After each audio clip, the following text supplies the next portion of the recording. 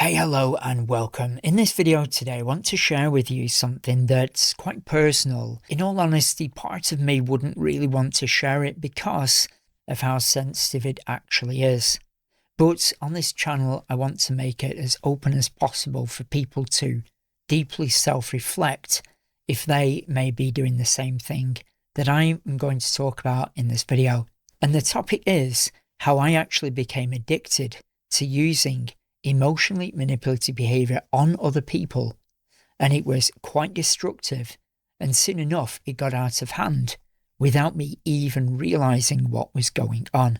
Now I know that might sound dark, but it is literally part of my past that helped me create who I am today.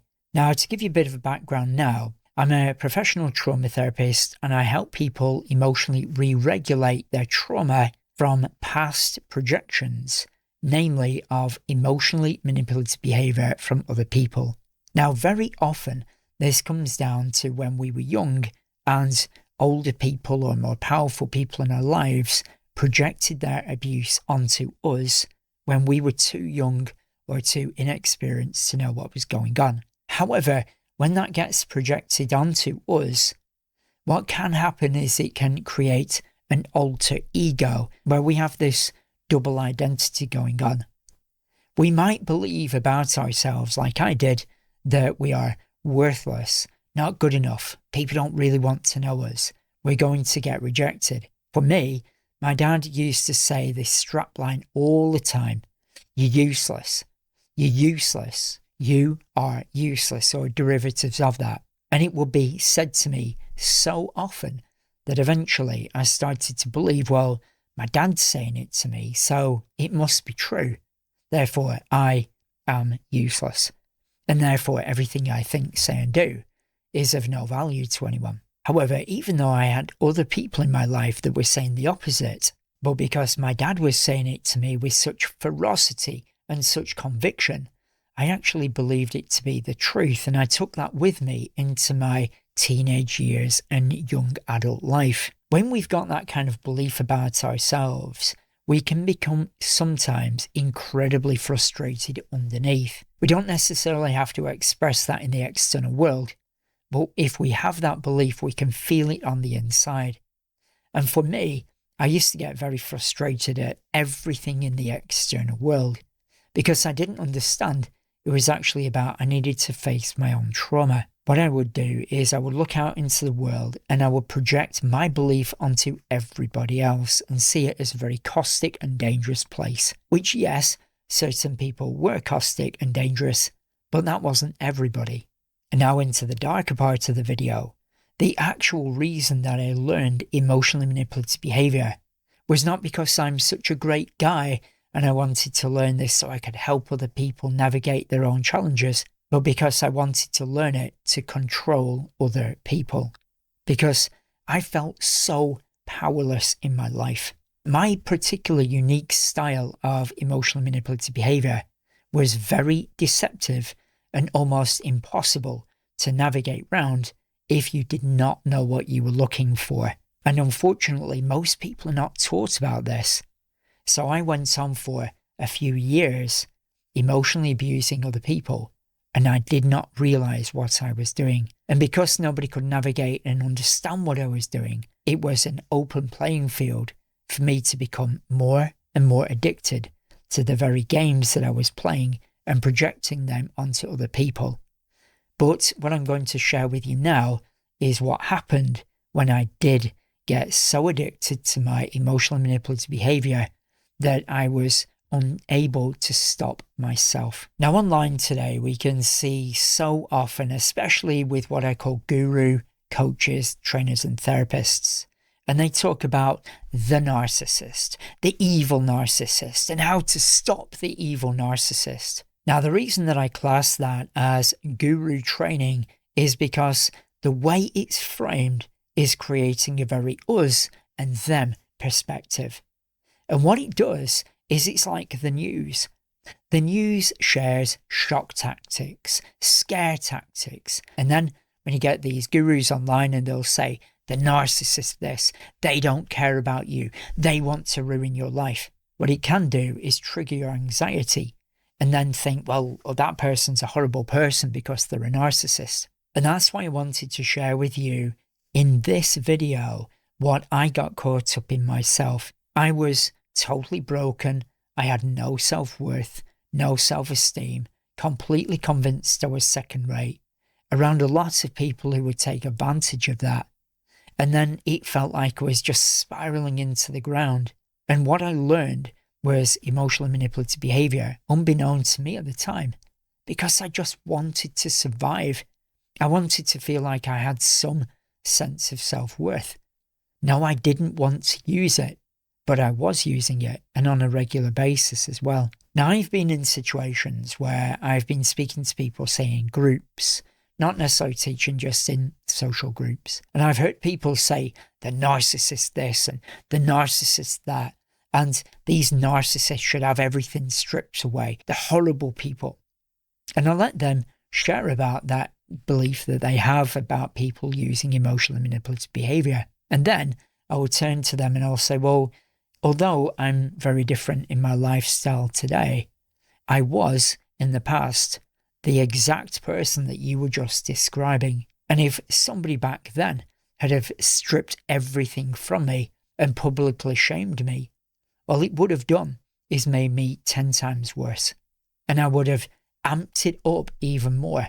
But because people couldn't really navigate what I was doing to point it out and say, you're emotionally manipulating people, I would have felt self-conscious that one day I was going to get caught out and done it even more. Now, fortunately though, one day I woke up, literally physically woke up, and I had a really strong visceral reaction, and it was an awful feeling, and realised what I was doing. But it was because I was on a process of working through my own trauma to question the fact of, was I so worthless? Could people actually like me? Could people want to be around me in the future? Could I become the person I wanted to be? And because I started to question that, the mask that I was using to protect my very broken self-worth started to fade. And that's when I started to realise that I was using emotional manipulative behaviour. So some thoughts and reflections I have for you with this video is that if you maybe see somebody online or in your life today who is using emotional manipulation techniques on other people, maybe you, to ask yourself, what may they be going through at that moment in time to use those emotional manipulative behaviours? Now, this does not mean that you should accept what they do or just let it go.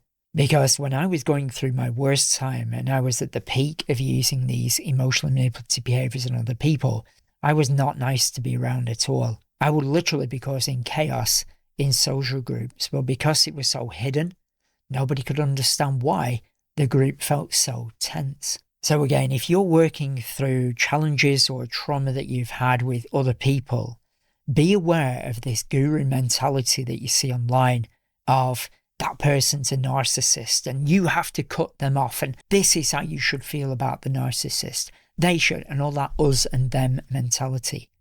Because the person I am today was bred from a person that they are talking about and they are polarizing.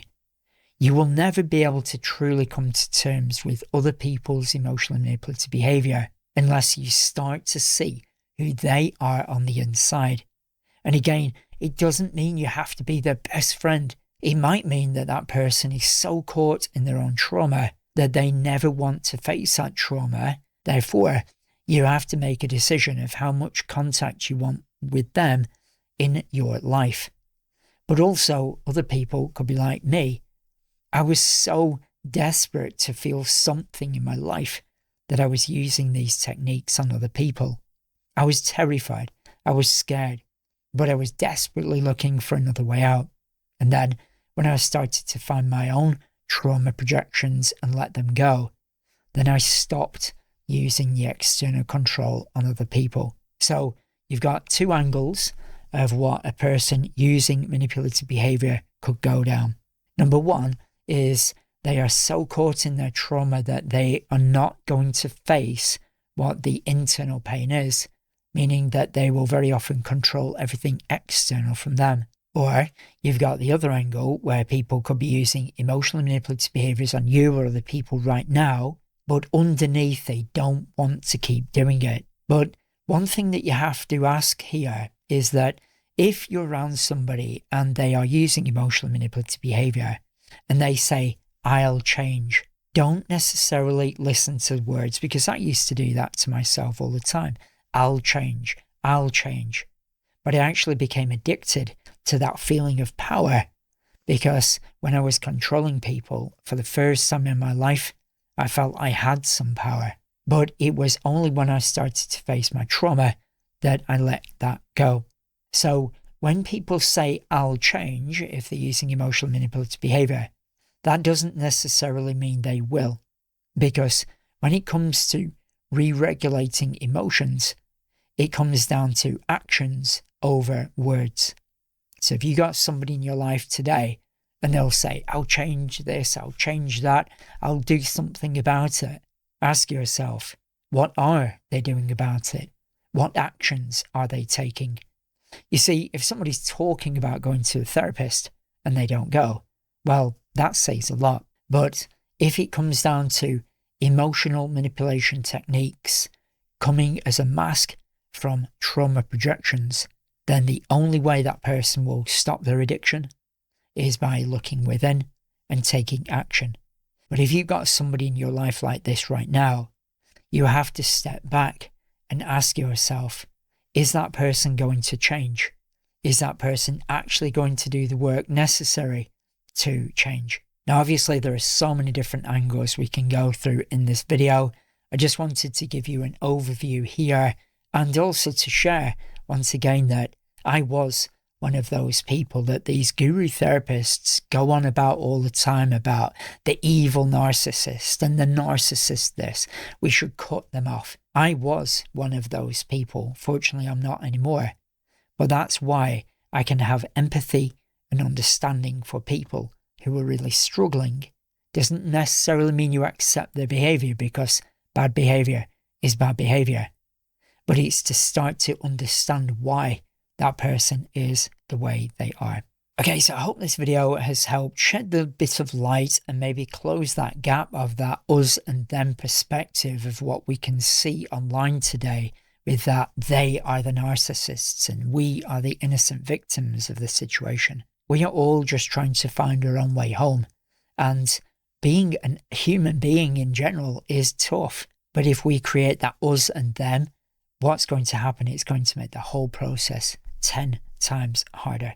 We need to see people as they are if we are going to find that inner peace and open communication. So if you've got any perspectives on this video or anything you'd like to add, feel free to put them in the comments below, because you never know, your comments or your perspective might change somebody's life for the better forever.